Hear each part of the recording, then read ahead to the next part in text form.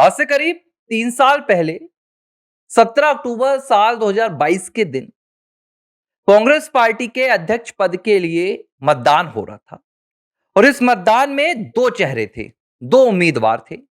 एक वो उम्मीदवार था जिसके ऊपर गांधी परिवार की छत्र छाया थी और जिसकी जीत लगभग तय थी, और दूसरा वो उम्मीदवार था जो कांग्रेस पार्टी के भीतर लोकतंत्र की तलाश करते हुए अपनी राजनीतिक योग्यता को एक पद की भेंट करना चाहता था। लेकिन जब 2 दिन बाद 19 अक्टूबर को नतीजे आए, तो इन नतीजों ने तय कर दिया कि कांग्रेस पार्टी के भीतर जब भी योग्यता बनाम वंशवाद की बात होगी, तो वहां पर वंशवाद जीतेगा और योग्यता हार जाएगी।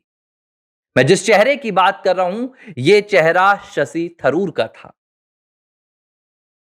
इन्होंने कांग्रेस पार्टी के अध्यक्ष पद का चुनाव इस उम्मीद के साथ लड़ा था कि शायद गांधी परिवार, जो देश की आजादी के बाद से और देश की आजादी से पहले भी कांग्रेस पार्टी में अपना कब्जा करके रखा हुआ था, इस बार वो कब्जा छोड़ देगा और योग्यता को जगह मिल जाएगी। लेकिन ऐसा नहीं हो पाया और धीरे धीरे शशि थरूर को सिर्फ इस बात की सजा कांग्रेस पार्टी के भीतर दी जाने लगी कि उन्होंने गांधी परिवार की इच्छा के खिलाफ, गांधी परिवार की मर्जी के खिलाफ जाकर कांग्रेस पार्टी के अध्यक्ष पद के लिए चुनाव लड़ने की कोशिश की। 3 साल का आज पूरा जब वक्त गुजर गया, शशि थरूर को कांग्रेस पार्टी के भीतर एक गए गुजरे नेता की तरह बर्ताव झेलना पड़ रहा है। उन्हें योग्यता के नाम पर कांग्रेस पार्टी के भीतर जिम्मेदारी की भीख मांगनी पड़ रही है। कहना पड़ रहा है कि मेरी योग्यता को आजमा लो, मेरे ज्ञान को तराश लो, मैं आपके लिए कुछ कर सकता हूं। केरल से लेकर दिल्ली तक मैं कांग्रेस पार्टी के लिए उपयोग में आ सकता हूं। लेकिन कांग्रेस पार्टी जो वंशवाद की राजनीति में झूम रही है, उसे शशि थरूर की बातें नहीं सुनाई दी। आज 3 साल बाद आखिरकार शशि थरूर ने उन तमाम वंशवाद की जंजीरों में लिपटे हुए तमाम राजनीतिक दलों को कटघरे में खड़ा कर दिया, और इस कटघरे में खड़े होने के पीछे जिसे सबसे बड़ा जिम्मेदार ठहराया है, वो कोई और नहीं, गांधी परिवार है। जवाहरलाल नेहरू से लेकर राहुल गांधी तक शशि थरूर ने किसी को नहीं छोड़ा।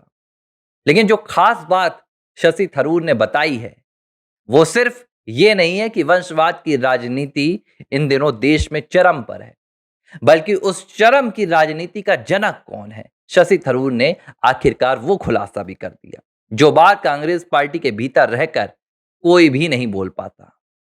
और ये बात मैं क्यों बता रहा हूं, क्यों कर रहा हूं?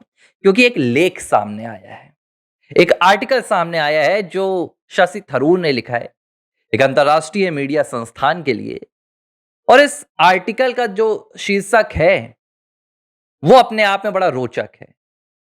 शशि थरूर ने जो आर्टिकल लिखा है, इसका शीर्षक है कि इंडियन पॉलिटिक्स जो है वो एक परिवार का धंधा बन चुकी है। और इशारा किसकी तरफ है, ये कहने की जरूरत ही नहीं है, क्योंकि इस आर्टिकल में बकायदा शशि थरूर ने एक एक के नाम लिखकर एक्सपोज कर दिया है। और जाहिर सी बात है कि अब ये आर्टिकल आया है तो पूरा विपक्ष हिल गया है।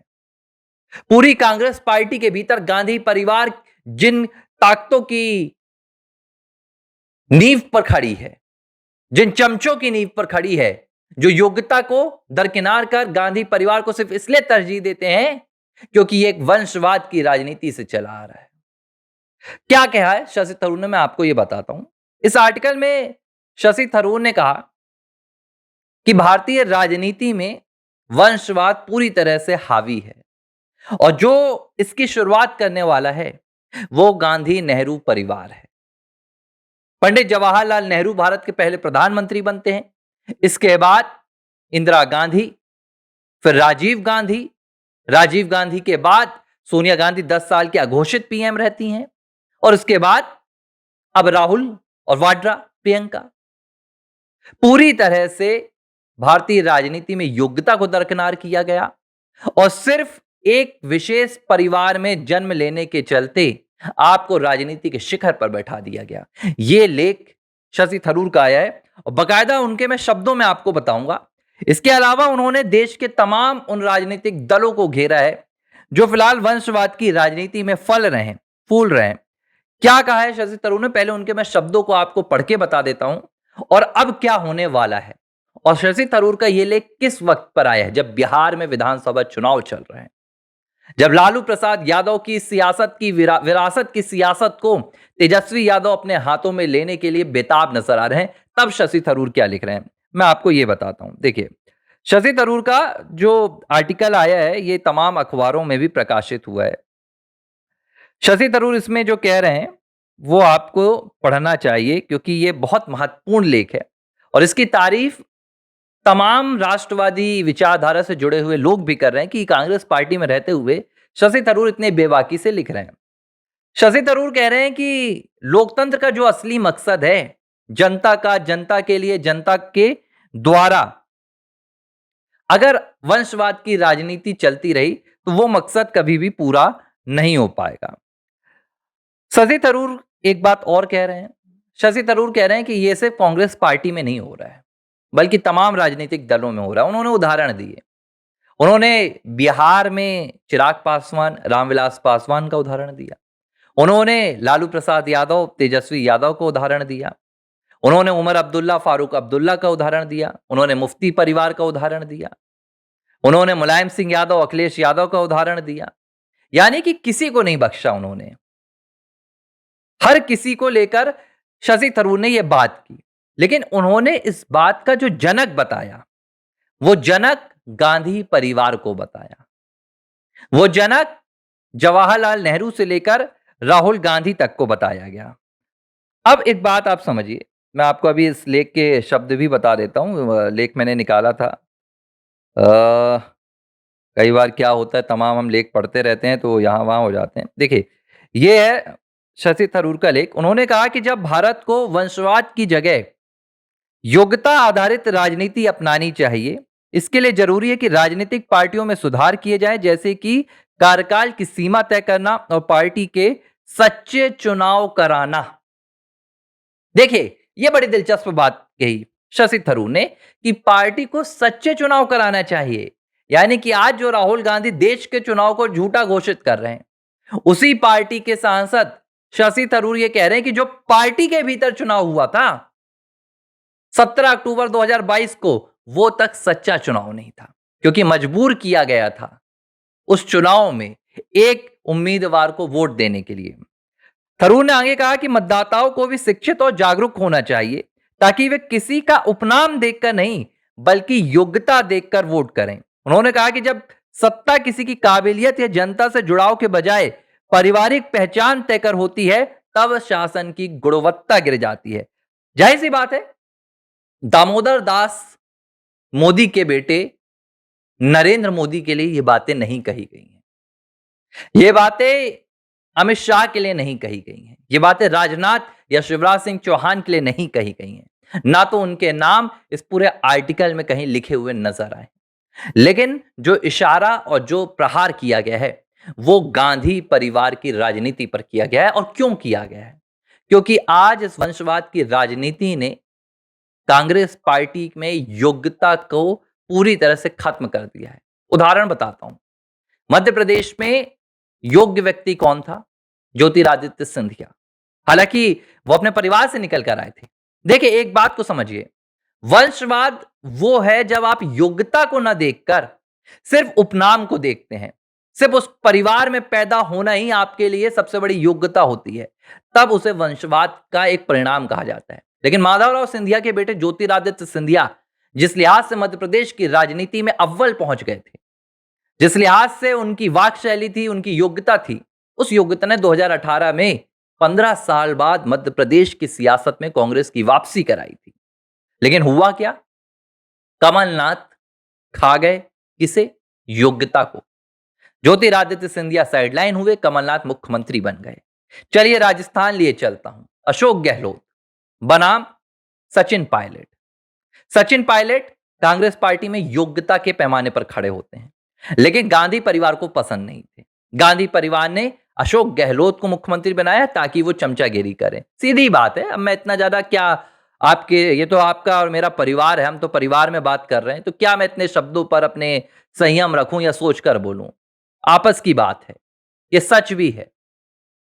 इस तरह योग्यता को हर जगह खाया गया। आप देखिए ना, समाजवादी पार्टी में राम गोपाल यादव, शिवपाल यादव, मुलायम सिंह यादव के वो भाई थे जिन्होंने समाजवादी पार्टी के खूंटे को पूरे उत्तर प्रदेश में गड़ाया। ये वो दोनों भाई थे जिन्होंने समाजवादी पार्टी के झंडों को अपने हाथों से लेकर, इटावा से लेकर लखनऊ तक लगाया था। लेकिन हुआ क्या? वंशवाद, योग्यता दरकिनार हुई। अखिलेश यादव का समाजवादी पार्टी में उदय हुआ, राष्ट्रीय अध्यक्ष बन गए। यही आरजेडी में भी हो रहा है। लालू प्रसाद यादव ने क्या पूरे आरजेडी में अपने बेटों और अपने बेटियों के अलावा किसी और में योग्यता नहीं देखी, या कोई योग्य नहीं था? ऐसा नहीं था, योग्यता बहुत थी, लेकिन वंशवाद ने योग्यता को दरकिनार कर दिया। और इसका सबसे बड़ा उदाहरण कोई है तो वो फिलहाल गांधी परिवार है। मोतीलाल नेहरू, मोतीलाल नेहरू से जवाहरलाल नेहरू, जवाहरलाल नेहरू से इंदिरा गांधी, इंदिरा गांधी से राजीव गांधी, राजीव गांधी से सोनिया गांधी। चलिए, मैं तो फिर भी राजीव गांधी को कहूंगा कि एक विजनरी व्यक्ति था। कुछ मामलों को अगर छोड़ दिया जाए तो वो देश के लिए कुछ कर रहा था। इंदिरा गांधी को भी मैं कहूंगा कि ठीक है, वो जवाहरलाल नेहरू की बेटी थी, लेकिन जब उन्होंने प्रधानमंत्री की कुर्सी संभाली तो उन्होंने देश को एक मजबूती देने का काम किया था। हालांकि इमरजेंसी जैसे उनके फैसले उनकी राजनीतिक सत्ता की भूख की ओर भी इशारा करते हैं। लेकिन राजीव गांधी के बाद आपने एक इटली से आई एक ऐसी महिला के हाथों में भारत सौंप दिया। वो भारत जिसका इतिहास सिर्फ 5,000 साल पुराना नहीं है, बल्कि लाखों साल पुराना है। इटली के एक वर्सिटी रेस्टोरेंट पर वेट्रेस की भूमिका निभाने वाली, मैं वेट्रेस थी इसलिए आपत्ति नहीं जता रहा हूं, लेकिन भारत के बारे में उन्हें क्या पता था? भारत की कल्चर, भारत की संस्कृति, भारत की सामाजिकता, भारत की राजनीति, भारत की आर्थिक स्थिति कुछ भी नहीं पता था। लेकिन सोनिया के पीछे मायनों से हटकर गांधी लगा और 10 सालों तक यह महिला देश में प्रधानमंत्री की भूमिका निभाती रही। सोनिया गई, राहुल एंट्री कर लेते हैं। वो व्यक्ति जिसको आलू और गोभी में अंतर नहीं पता, वो व्यक्ति जिसको टमाटर और कद्दू में अंतर नहीं पता, उसे आप विपक्ष का नेता बना देते हैं। राहुल गांधी के बाद प्रियंका भी आ गई और अब तो नई तैयारी चल रही है, वाड्रा परिवार से रेहान भी आ रहे हैं। और जब ये सब कुछ हो रहा है तो दर्द हो रहा है शशि थरूर जैसे एक योग्य व्यक्ति को। एक ऐसा व्यक्ति जो जब मंच पर खड़े होकर बोलता है तो दुश्मन मुल्क भी उसका मुरीद हो जाता है, जिसका ज्ञान राजनीति से लेकर अर्थशास्त्र और समाज से लेकर संस्कृति तक हर मोर्चे पर अव्वल है। यहां तक कि सरकार भी उनका साथ लेती है। ऑपरेशन सिंदूर के दौरान सर्वदलीय प्रतिनिधि मंडल में भी उन्हें भेजा गया, जबकि कांग्रेस नहीं चाहती थी कि उन्हें भेजा जाए। इन तमाम कारणों के चलते आज शशि थरूर को जब समझ में आया कि कांग्रेस पार्टी में अब और तमाम राजनीतिक दलों में जो विपक्षी राजनीतिक दल हैं, वहां योग्यता नहीं, वहां पर आपका सरनेम चलता है। वहां पर आपकी काबिलियत नहीं, बल्कि आपके नाम के पीछे लगे आपके खानदान का अता पता चलता है। तब आज जाकर उन्होंने यह आर्टिकल लिखा। लेकिन आप देखिए, इस वंशवाद की राजनीति के खिलाफ उनके लेख को विपक्ष सराहा नहीं रहा है, बल्कि अब उन्हें बता रहा है कि भाई ये विपक्ष में है और ये विपक्ष की भूमिका को सहन नहीं कर पा रहे हैं, इसलिए विपक्ष पर आरोप लगा रहे हैं। यही सच है, जब आप वंशवाद की राजनीति के खिलाफ एक वंशवादी पार्टी में रहकर हुंकार भरते हैं तो आपको ही कटघरे में खड़ा कर दिया जाता है। बहरहाल शशि थरूर का ये लेख क्या नए राजनीतिक बवाल खड़ा करेगा, वो हम और आप जरूर देखेंगे।